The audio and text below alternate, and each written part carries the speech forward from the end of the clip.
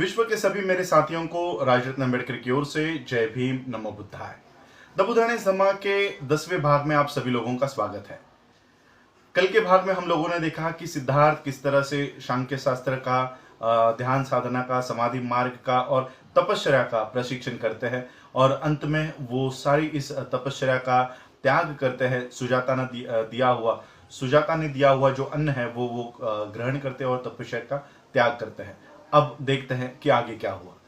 सुजाता इन्होंने दिया हुआ अन्न ग्रहण करने के बाद वो जो उनका पूर्व अनुभव था उसके बारे में सोचते हैं। उसके बारे में सोचने के बाद उनको लगता है कि मेरा ये प्रशिक्षण विफल हो गया है, व्यर्थ गया है। वो निश्चित ही रूप से वो दुखी होता है, लेकिन निराशा उनके मन को छू कर भी नहीं जाती। वो आशावादी होते हैं, इतना समय जाने के बावजूद वो आशावादी होते हैं कि नया किरण, नया मार्ग, नया प्रकाश उनको जरूर मिलेगा। और सुजाता इनका खाना ग्रहण करने के बाद वो जब सोते हैं, उस रात को जब सोते हैं, तब उनको नींद में 5 सपने आते हैं। दूसरे दिन वो उठने के बाद इन 5 सपनों का अर्थ ढूंढते हैं कि इन 5 सपनों का अर्थ क्या है। 5 सपनों का अर्थ उनको पता चलता है कि निश्चित रूप से उनको नया मार्ग मिलने वाला है, नया प्रकाश उनको प्राप्त होने वाला है, संबोधि वो प्राप्त करके ही रहेंगे, इस तरह का विश्वास और आशा उनको मन में आती है। तो वो सोचते हैं, चलो भविष्य के बारे में जानते हैं। तो सुजाता ने जिस कटोरी में, जिस पात्र में सिद्धार्थ को खाना दिया होता है, अन्न दिया होता है, वो सोने का पात्र लेकर सिद्धार्थ निरंजना नदी पर जाते हैं और वो खुद से कहते हैं कि अगर मुझे संबोधि प्राप्त होने वाली है, नया प्रकाश अगर मुझे मिलने वाला है, तो ये कटोरी ये प्रवाह के ऊपरी दिशा में जाए, और अगर मुझे ये संबोधि प्राप्त नहीं होगी तो ये कटोरी यहीं पर डूब जाए। तो ये जो कटोरी जैसे ही वो पानी में डालते हैं, ये कटोरी प्रवाह के ऊपरी दिशा में जाती है और जहां पर काल नाम के नाग राजा का घर होता है, वास्तु होती है, वो वहां पर जाके डूब जाती है। तो वो सिद्धार्थ ये सारा देखने के बाद वो निश्चित हो जाते हैं कि किसी भी तरह उनको ये संबोधि प्राप्त होने ही वाली है।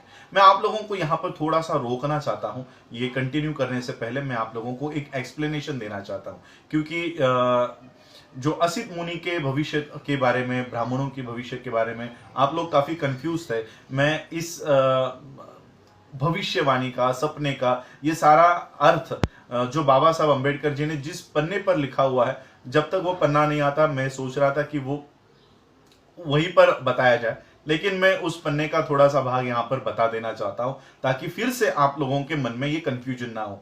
मैं समझ रहा हूँ कि आप लोगों के दिलों में थोड़ी सी शंका हो जाती है ये सारा सुनने के बाद कि असित मुनि को कैसे पता चला, उन ब्राह्मणों को कैसे पता चला, और फिर वो अपने माँ यानी सिद्धार्थ के माँ के डेथ के बारे में क्यों जान नहीं पाए। तो ये सारा मैं आप लोगों को, बाबा साहब ने एक चैप्टर इसमें लिखा हुआ है, वो बताना चाहता हूँ। बाबा साहब लिखते हैं कि सिद्धार्थ के समय में कोई लिखने की कला उस समय विकसित नहीं हुई थी। कोई पेन नहीं था, कोई पेंसिल नहीं था, कोई पेपर नहीं था।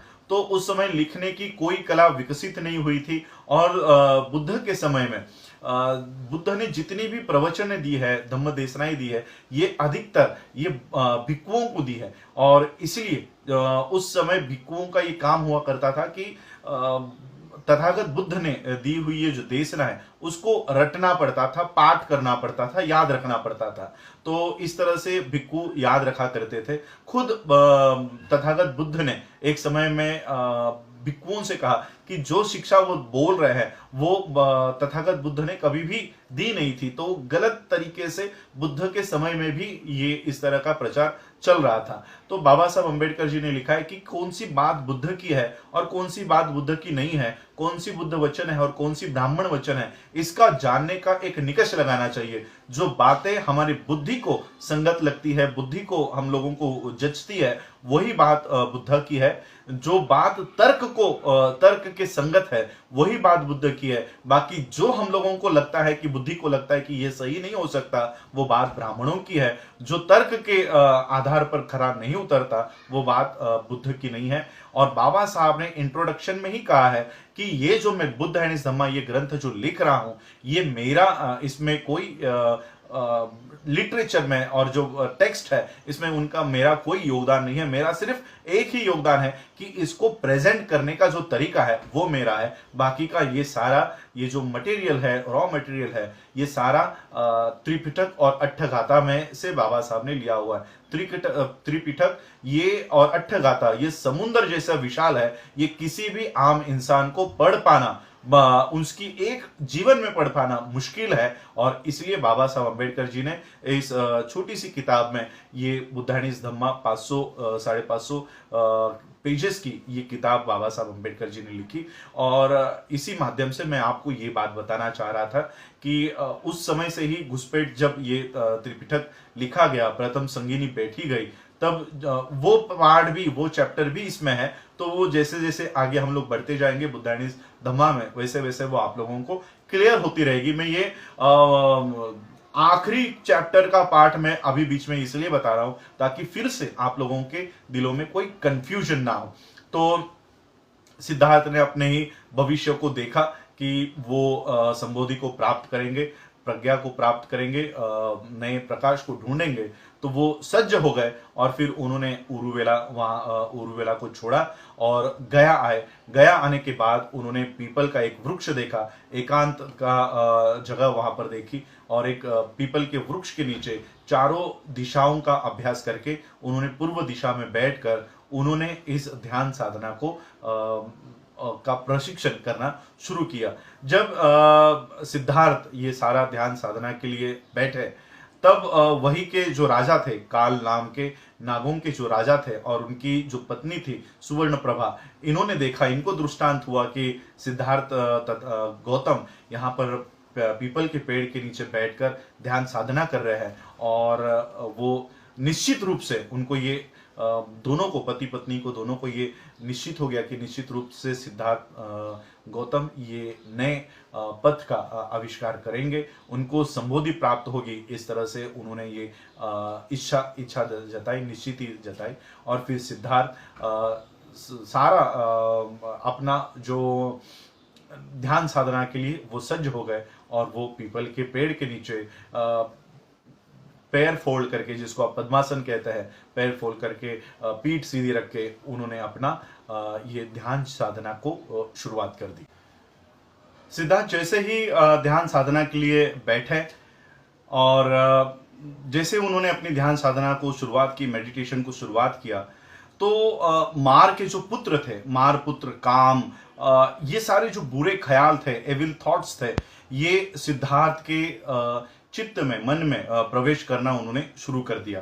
सिद्धार्थ काफी डर गए। उनको ये पता था कि यही बुरे विचारों की वजह से बड़े बड़े ऋषि और ब्राह्मणों की तपस्या भंग हो गई है। और अगर ये मुझ में, मेरे चित्त में, मेरे मन में अगर प्रवेश करते हैं तो मेरा ये जो मार्ग है ये विफल कर सकते हैं। लेकिन सिद्धार्थ ने भी दृढ़ निश्चय लेते हुए इस मार के पुत्रों को, काम को कहा, इन सारे बुरे ख्यालातों को कहा, विचारों को कहा कि हे मार, तू मुझे कैसे पराजित कर सकता है? मुझ में श्रद्धा है, पराक्रम है, प्रज्ञा है, तो ये सारा मुझ में है। तू मुझे कैसे अपने मार्ग से हटा सकता है, कैसे कर सकता है? चाहे इस नदी का पानी सूख जाए, लेकिन मैं अपना मार्ग हासिल किए बिना यहां से नहीं उठने वाला। और इस तरह के शब्द उसने सिद्धार्थ गौतम ने मार के लिए कहे।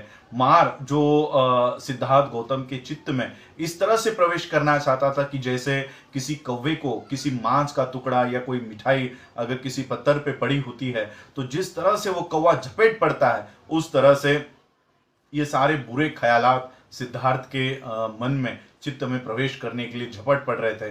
लेकिन जैसे ही उस कौवे को पता चलता है कि पत्थर के ऊपर ना तो कोई मांस का टुकड़ा है, ना तो कोई मिठाई है, और फिर उस कौवे को वहां पर कुछ नहीं मिलता, तो कौवा जैसे ही उस पत्थर को छोड़ के निकल जाता है, उसी तरह से ये बुरे ख्याल सिद्धार्थ के चित्त में प्रवेश करते ही सिद्धार्थ ने अपने प्रज्ञा की और पराक्रम की और श्रद्धा के माध्यम से इन सारे विचारों के ऊपर नियंत्रण पा लिया और सिद्धार्थ एक नए मार्ग को ढूंढने में कामयाब हो गए। और इस तरह से वो अपने एकांत और मेडिटेशन के मार्ग, ध्यान साधना के लिए 40 दिन तक पर्याप्त हो सके इतना भोजन, इतना अन्न सिद्धार्थ ने इकट्ठा कर लिया और सभी अकुशल विचारों को जो सिद्धार्थ के चित्त पे आक्रमण कर रहे थे उन सबको वश में करने के बाद, उनके ऊपर नियंत्रण पाने के बाद, सिद्धार्थ ने खाना और भोजन ग्रहण करने के बाद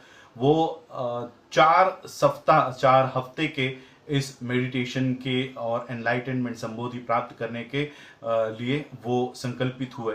उनका ये जो मेडिटेशन था ये 4 चरण में उन्होंने शुरुआत की इस मेडिटेशन ध्यान चित्त की एकाग्रता के लिए। पहले चरण में उन्होंने जो सम्मिलित किया वो था कारण और खोज। ये जो 2 भाग है इनको उन्होंने फर्स्ट स्टेज में, पहले चरण में इसमें सम्मिलित किया और इस तरह से उन्होंने कारण के ऊपर और खोज के ऊपर सारी पढ़ाई की और वो मेडिटेशन का पहला भाग लिया। दूसरे भाग में उन्होंने दूसरे अवस्था में वो चित्त की एकाग्रता को उसमें सम्मिलित किया कि किस तरह से चित्त की एकाग्रता को हासिल किया जाता है। और तीसरी अवस्था में उन्होंने समभाव और सचेतना इन दोनों को शामिल किया और चौथी भाग में उन्होंने निर्मलता को समभाव और समचित्तता को सचेतना में शामिल कर लिया।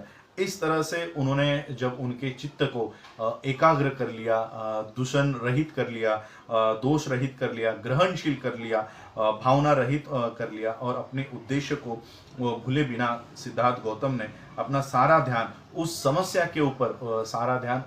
के ऊपर केंद्रित कर दिया जिसके लिए वो गृह त्याग करके आए थे। और उनकी वो जो पहली समस्या थी कि संसार में दुख है, संसार की जो पहली समस्या थी कि संसार में दुख है और दूसरी समस्या थी कि किस प्रकार इस दुख का अंत करके मानव जाति को कल्याण और सुख के पथ पर लेकर जा सके। तो ये 2 सवालों के ऊपर उन्होंने सारी एनर्जी लगाई, सारा ध्यान उसके ऊपर केंद्रित कर दिया। पहली समस्या कि जग में दुख है, विश्व में दुख है, और दूसरी समस्या थी कि इस दुख का कोई निवारण हो सकता है, एक मार्ग हो सकता है। तो इस तरह से 4 हफ्ते तक लगातार उन्होंने ध्यान करने के बाद अंत में ये अंधकार दूर हुआ और एक नया प्रकाश उत्पन्न हुआ, अविद्या दूर हुई, ज्ञान उत्पन्न हुआ और उन्हें एक नया मार्ग दिखाई पड़ने लग गया। ये मार्ग क्या है और क्या वो नए धम्म का आविष्कार सिद्धार्थ गौतम ने किया। अब ये कहानी, ये जीवन अब तक ये सिर्फ सिद्धार्थ का चल रहा था, सिद्धार्थ गौतम का चल रहा था। कल के एपिसोड से हम बुद्ध के जीवन के बारे में जानेंगे कि बुद्ध ने यानी सिद्धार्थ गौतम ने कौन से वो धम्म का आविष्कार किया और किस तरह से बोधिसत्व सिद्धार्थ गौतम ये बुद्ध बने और बुद्ध बनने के बाद किस मार्ग का उन्होंने प्रचार किया। लेकिन कल के एपिसोड में इसके ऊपर भी आने से पहले बुद्ध के पहले उनके समकालीन और कौन से मार्ग हुआ करते थे और कौन सी शिक्षाएं हुआ करती थी, इसके ऊपर हम लोग जानेंगे। आज आप लोगों ने मुझे सुना उसके लिए आभार, धन्यवाद। जय भीम, जय भारत, जय बुद्ध।